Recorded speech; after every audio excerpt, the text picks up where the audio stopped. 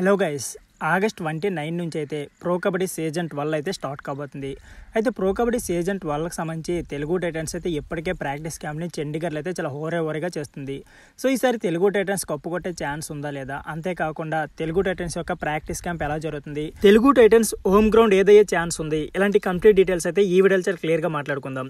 So video చాలా interesting ఉంటుంది, ఎక్కడ కూడా స్కిప్ చేయకుండా లాస్ట్ వరకు చూడండి. అంతేకాకుండా ప్రో కబడ్డీ సంబంధించి ఏ చిన్న అప్డేట్ అయినా సరే నాన్ స్టాప్గా మన ఛానల్లో వీడియోస్ వస్తూనే ఉంటాయి.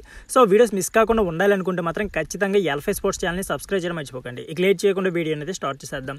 ముందుగా తెలుగు టైటన్స్ యొక్క ప్రాక్టీస్ క్యాంప్ విషయానికి వస్తే, ఈసారి తెలుగు టైటన్స్ యొక్క ప్రాక్టీస్ క్యాంప్ అయితే చాలా హోరావోరీగా ఉంది.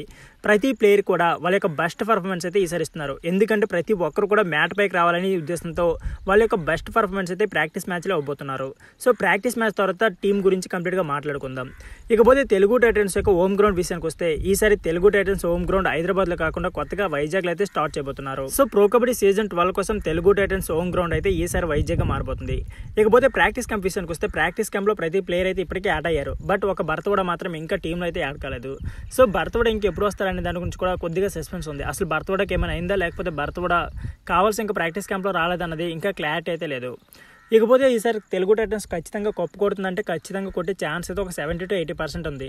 బట్ మనకి ప్రాక్టీస్ క్యాంప్లో కొన్ని లీక్స్ వస్తేనే మనమైతే క్లియర్గా చెప్పగలం. ఎందుకంటే ప్లేయర్ యొక్క పర్ఫార్మెన్స్ మనకు తెలిస్తేనే అప్పుడు టీం గురించి మనకి తెలిసే ఛాన్స్ అయితే ఉంటుంది. బట్ తెలుగు టైటన్స్ అయితే ఒక అండర్ రేటెడ్ టీం. సో ఖచ్చితంగా మనమైతే 100% చెప్పలేం.